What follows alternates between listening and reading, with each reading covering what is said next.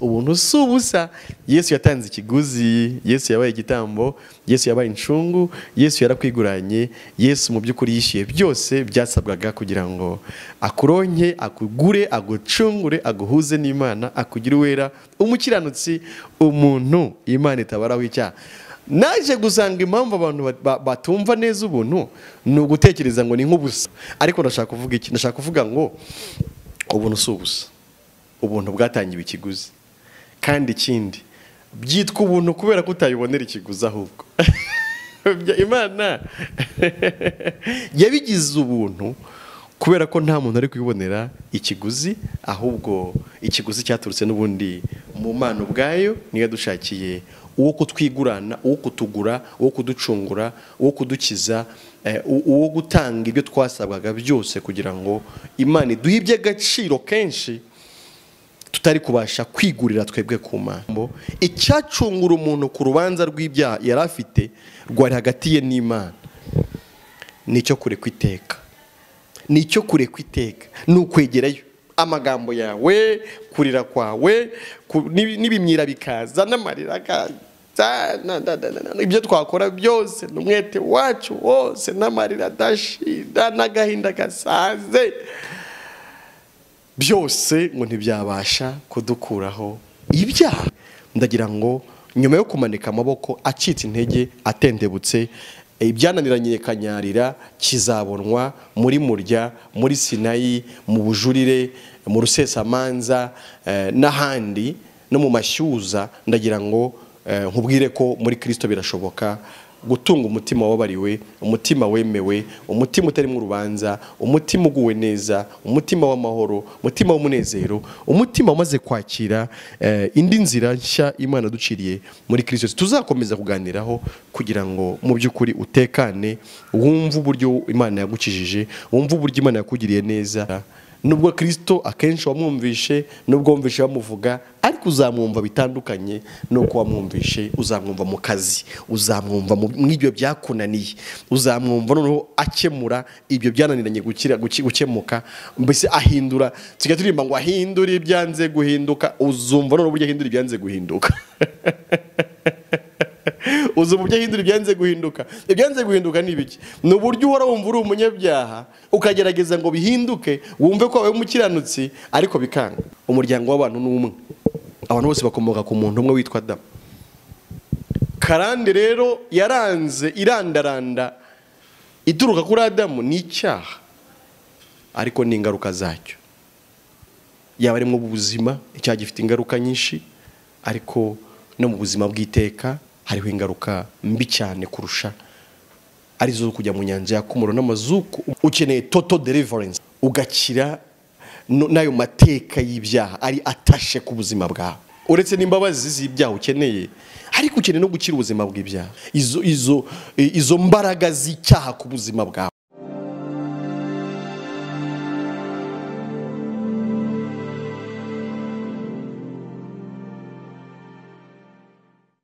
Ndabasuhuje cyane mwe mudukurikira, mwe mudukunda, mwe mudahwema gukurikira ibiganiro byacu kuri channel yanyu yacu ijuruntirikorerwa TV. Channel yazi igihe, channel yaje ikenewe, channel yo kwifuzwa, channel yo kurebwa, channel yo gushishikariza abandi hashingiwe ku byiza bibonekaho.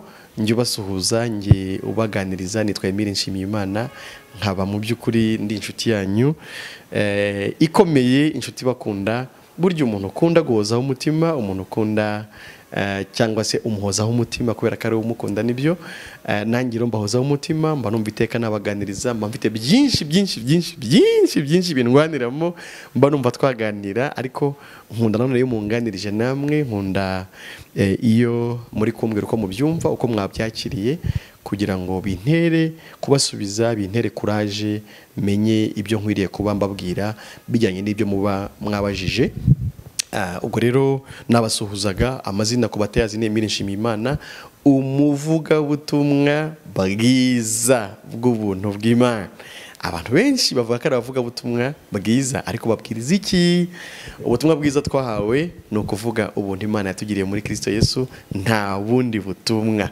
Kubera ko hari byinshi bazababwira, hari byinshi banababwiye reka mvuge gutyo ariko nta bundi butumwa buhari ibindi byose si ubutumwa bwiza butubwira ubuntu Imana yatugiriye muri Kristo ariko reka mvuge ngo no mu busanzwe abantu bajya bavuga ngo Imana iraguha ntimugura ngo muguze yaguhenda bivuze iki bivuze ko nta kiguzi twabona twaha Imana kugira ngo itugirire neza idugirire ubuntu bwayo ahubwo byose yabiduhereye ubuntu hehe muri Kristo Yesu ubuntu subusa Yesu yatanze ikiguzi Yesu yabaye igitambo Yesu yabaye incungu Yesu yarakwiguranye Yesu mu by'ukuri yishiye byose byasabwaga kugira ngo akuronke akugure agucungure aguhuze n'Imana akugire wera umukiranutsi umuntu Imana itabaraho icyaha naje gusanga impamvu abantu batumva neza ubuntu ni ugutekereza ngo ni nk'ubusa mbese nta kintu gihari ni uguhererwa ubuntu noneho umuntu akumva mbiherewe ubuntu byaba nta gaciro kanini bifite nanabifata uko mbonye niko umuntu aba yibwira gusa uwibwira gutyo nuko nanone ubwo buntu butaba buramugeramo ngo abwumve uwo bwagezemo buramuhindura bumugira ukundi kundo ariko ndashaka kuvuga iki ndashaka kuvuga ngo ubuntu si ubusa ubuntu bwatangiwe ikiguzi kandi ikindi byitwa ubuntu kubera ko utayibonera ikiguzi ahubwo Imana yabigize ubuntu kubera ko nta muntu ari kwibonera ikiguzi ahubwo ikiguzi cyaturutse n'ubundi mu Mana ubwayo niyo dushakiye uwo kutwigurana uwo kutugura uwo kuducungura uwo kudukiza uwo gutanga ibyo twasabwaga byose kugira ngo Imana iduhe iby'agaciro kenshi tutari kubasha kwigurira twebwe ku Mana ariko impamvu ni iyi nuko twari babi twari abanyabyaha twari abo gucirwaho iteka twari abo kurimbuka hanyuma haboneka uwo kutwitangira haboneka uwo kuducungura araza aradukiza reka mvuge iki ngiki nanone uzi ko no kuva kera kwemerwa n'Imana byasabaga igitambo byasabaga ikiguzi byasabaga ko haboneka igipfa byasabaga ko haboneka uwigurana wowe wagombaga gupfa kugira ngo hanyuma Imana ikwemere mu by'ukuri abakera iyo dusomye umubare mu gice cya 16 tubona ibitambo by'impongano tubona uburyo Imana yarategetse abisirayeli ko bagomba kugira icyo batanga gipfira abanyabyaha gipfira abisirayeli bakoze ibyaha ariko kugira ngo mu by'ukuri Imana ibemere ariko ibemereye mu cyapfuye mu cyimbo cyabo Imana tuyifate gutya Imana tuyifate nk'umucamanza utabera ukoresha ukuri uronete utanirengagiza ntago Imana yirengagiza ngibe yavuga ati Emile yakoze ibyaha reka mbyirengagize ndenzeho none mbe mukunze mbe mugiriye neza mbe mbikoze neza mbe ngaragaje urukundo mbe ngaragaje imbabazi mbe ngaragaje oya ntago Imana reka nguha agatekerezo gatoya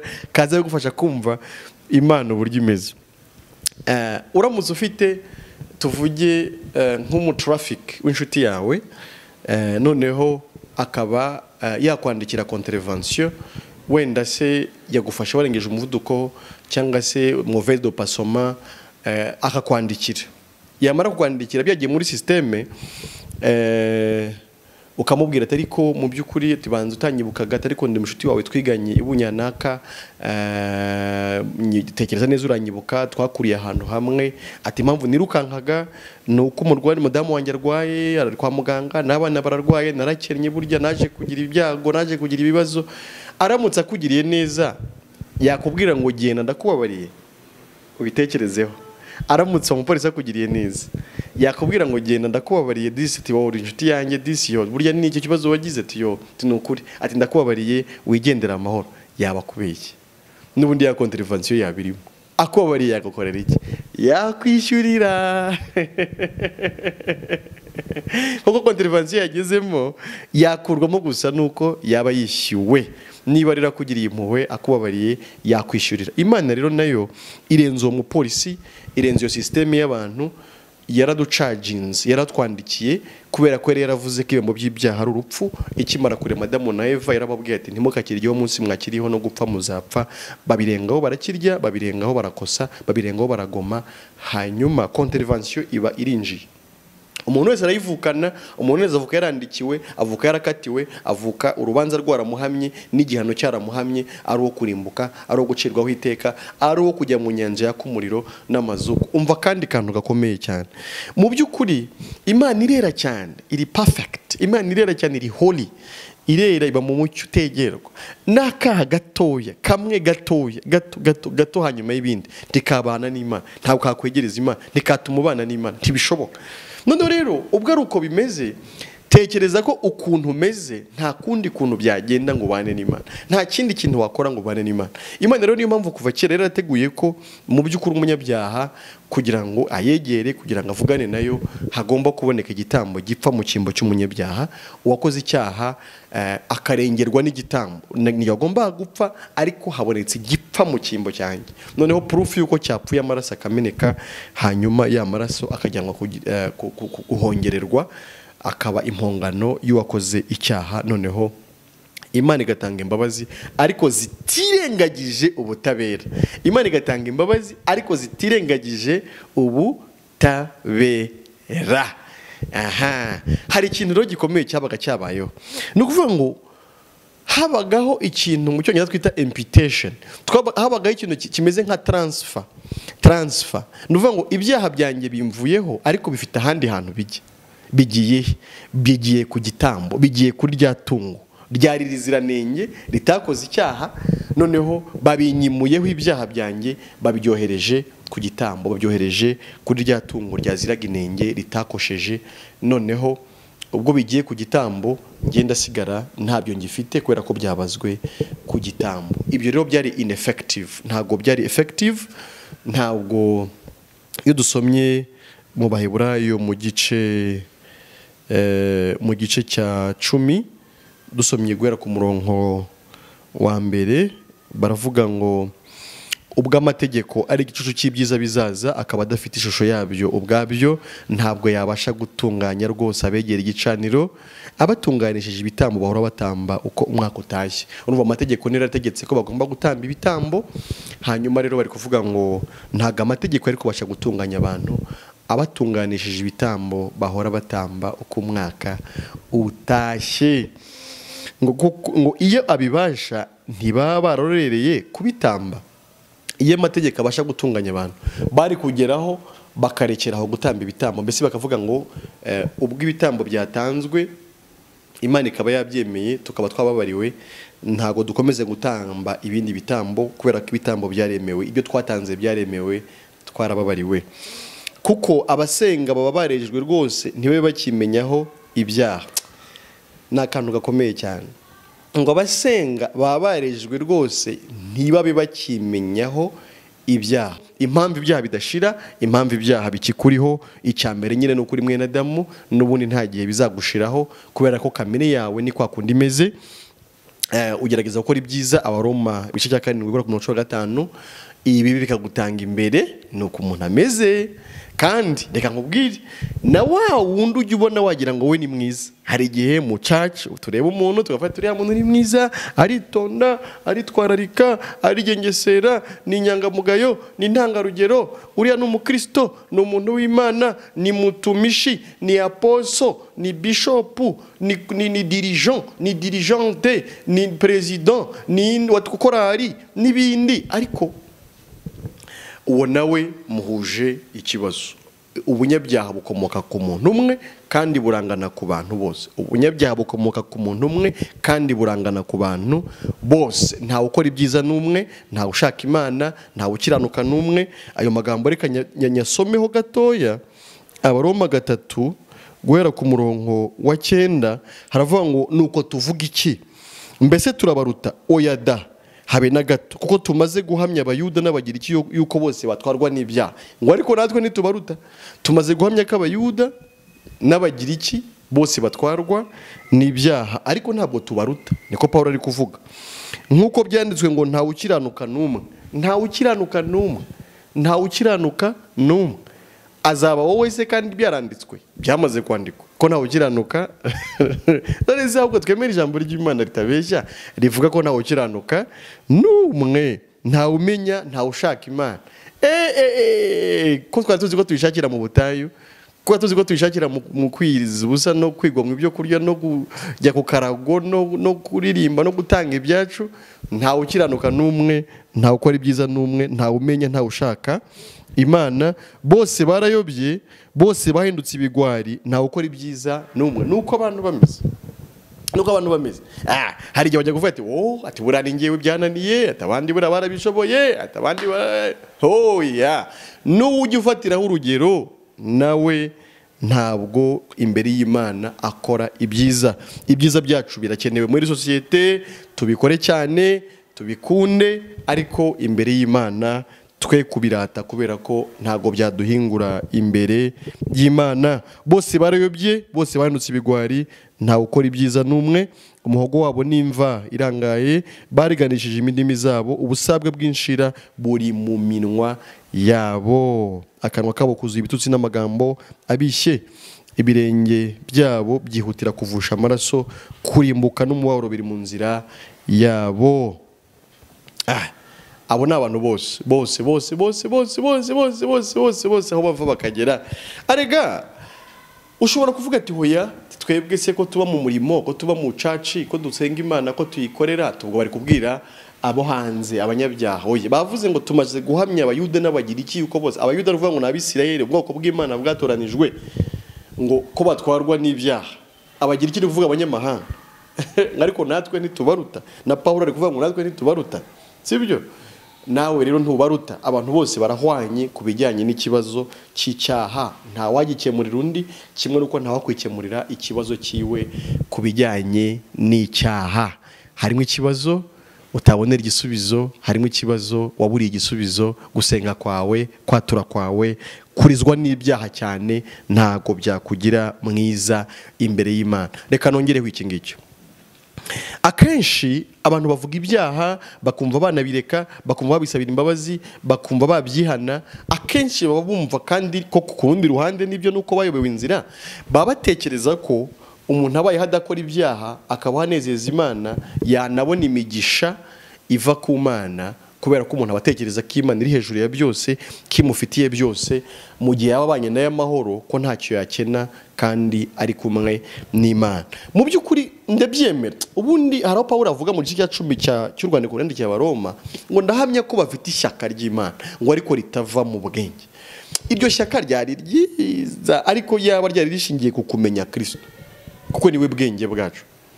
Kandi koko nibyo, umuntu aramutse abayeho nta cyaha afite imbere y'Imana, yaba yicaye ahantu heza, yaba afite protection, yaba ari mu burinzi, yaba ari mu mutekano, yaba ari mu mwuzuro w'ubuzima bwiza bwose aho buva bukagera. Ndabihamya rero ko gusenga kwawe, kwiriza kwawe, kuvuga ibyaha cyane, byose ubikorera kugira ngo wumve ko wagera muri iyo position yo kubaho wumva kubanye n'Imana amahoro.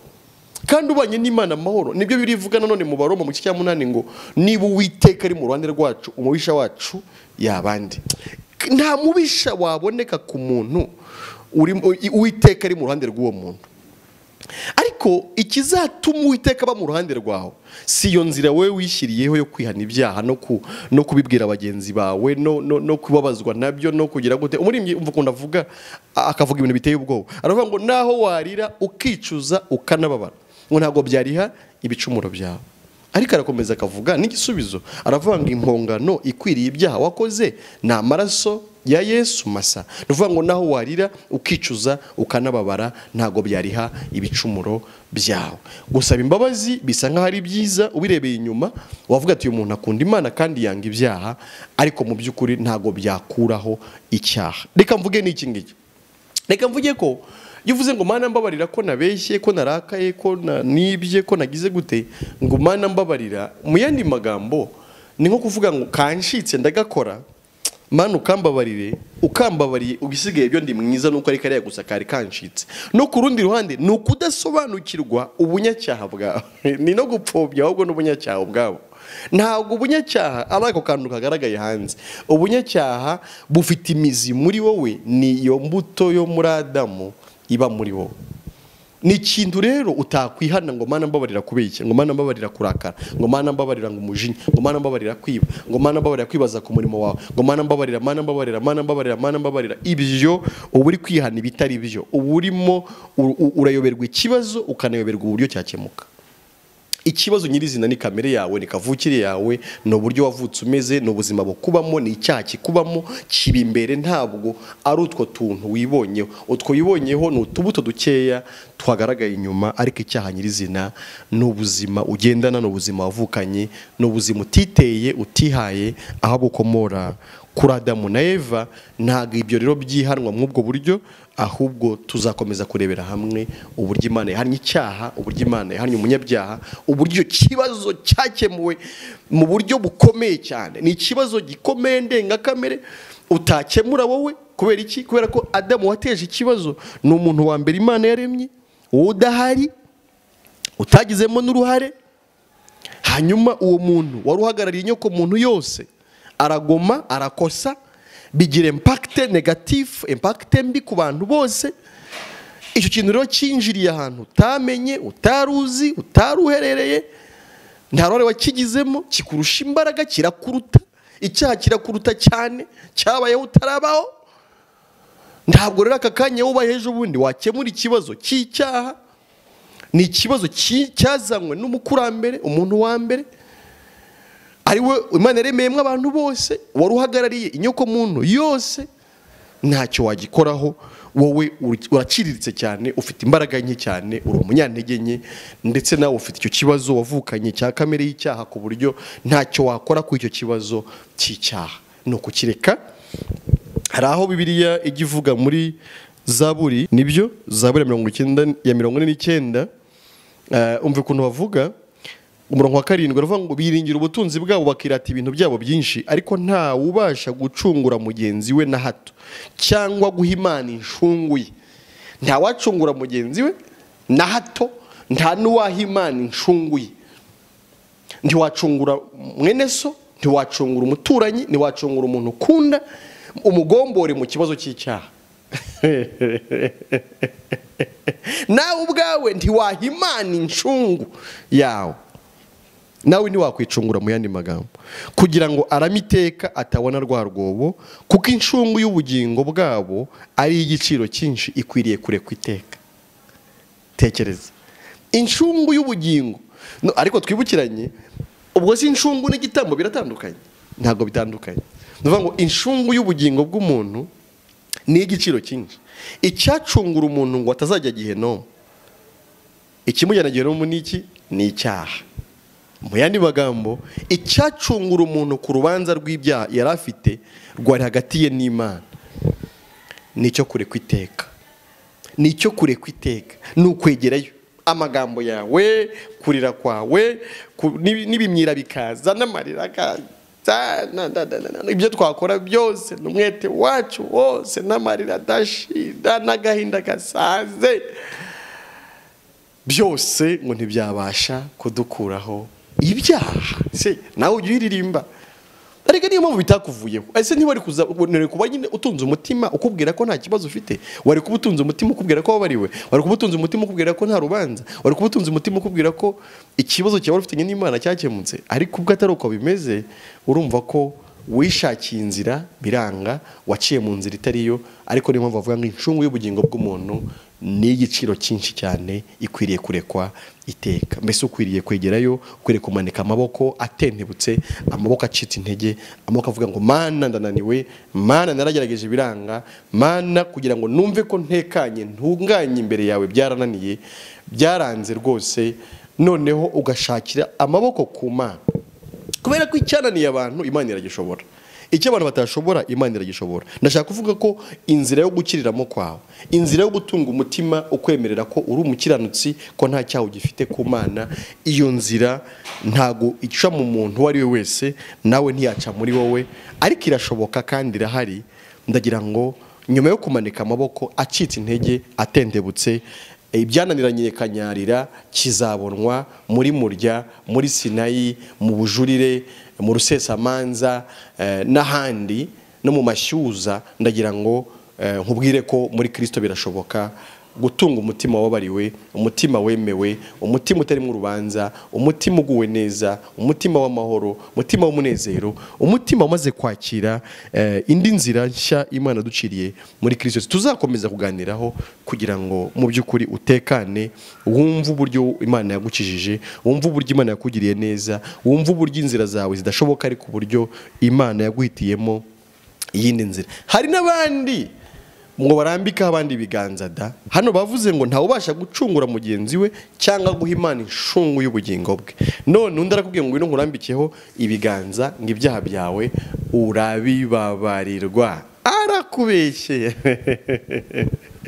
Arakubeshye rwose. Twese dusobanura ikiganiro kirimo amagambo avuga ngo abo muzababarira ibyaha bazaba babibabariwe, ariko ntabwo iby'Imana yavugaga ari uko abantu barambika abandi ibiganza bamaze kuvuga ibyaha byabo ngo babwire ati bo turambitseho ibiganza ibyaha byanyu murabibabariwe. Ntabwo ari byo. Hariho indi nzira Imana yagennye ibabariramwe abantu, bakaba barababariwe, bakakira amahoro, bakakira umunezero, bakakira umutekano w'umutima, bakaba mu isi barababariwe, baremewe, nta rubanza bagifite mu mutima. Ariko iyo ni nayo soko, niryo tangiriro ry'indi mibereho myiza yose. Undi nawe akubwira ngo ngiye guca ikiru cyo kuvuga ndakuramutsa Mariya, cyo kuvuga n'ibindi nk'ibyo, ugende utanga ikiri iki n'iki, Imana irabikubabariye. Ntabwo ari byo. Ibyo nabyo ntabwo ari byo.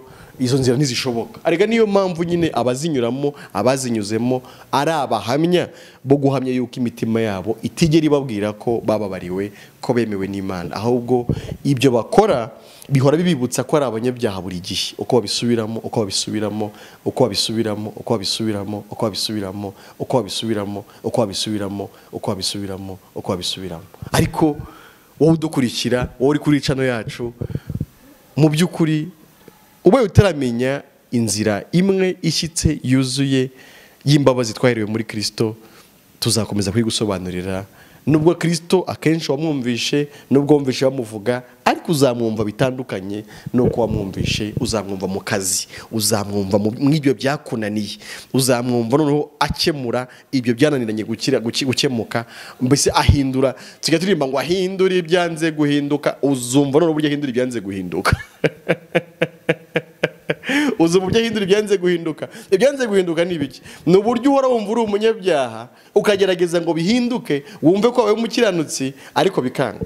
Kugeza naho uvuga ngo nta mukiranutsi ubaho, ushingiye kuri kamere yawe yakunaniye, ngo uruhare bwira 17 ariko uzageraho wumve neza uburyo Kristo ahindura ibyanze guhinduka. Uburyo ariko ibyanze guhinduka ni umutima wawe. Ni umutima wawe. Kandi koko reka nongereho niki, n'ubundi n'ubuzima bw'ibyaha nabwo si bwiza. Uretse n'imbabazi z'ibyaha ukeneye, ariko ukeneye no gukira ubuzima bw'ibyaha. Ukeneye gukira ubujura, ukeneye gukira ubusinzi, ukeneye gukira kureba amafilime y'urukozasoni n'ibindi byinshi bibi, ukeneye gukira urwangano, ukeneye gukira n'ubwo buzima bw'icyaha, izo mbaraga z'icyaha ku buzima bwawe. Ukeneye total delivrance, ugakira nayo mateka y'ibyaha ari atashe ku buzima bwawe. Akenshi bakakubwira ngo ni imiryango, ngo ni karande z'imiryango. Niba ari na karande z'imiryango, reka mbyemere, ni karande zo kwa Adamu. Niwo muryango wacu twese. Kandi ukubwira gutyo, ahari wagira ngo we muratandukanye, yakubwira ngo ni karande z'imiryango, ukagira ngo ni umuryango wowe ufite ikibazo, ngo umuryango we nta kibazo ufite. Ni karande z'umuryango nk'aho ari myinshi. Umuryango w'abantu ni umwe, abantu bose bakomoka ku muntu umwe witwa Adamu. Karande rero yaranze irandaranda ituruka kuri Adamu ni icyaha, ariko ni ingaruka zacyo. Yaba ari mu buzima, icyaha gifite ingaruka nyinshi, ariko no mu buzima bw'iteka hariho ingaruka mbi cyane kurusha, arizo zo kujya mu nyanja y'akumuro n'amazuku, umuntu akababazwa iteka ryose. Hariho rero umuti, hariho igisubizo kuri icyo kibazo.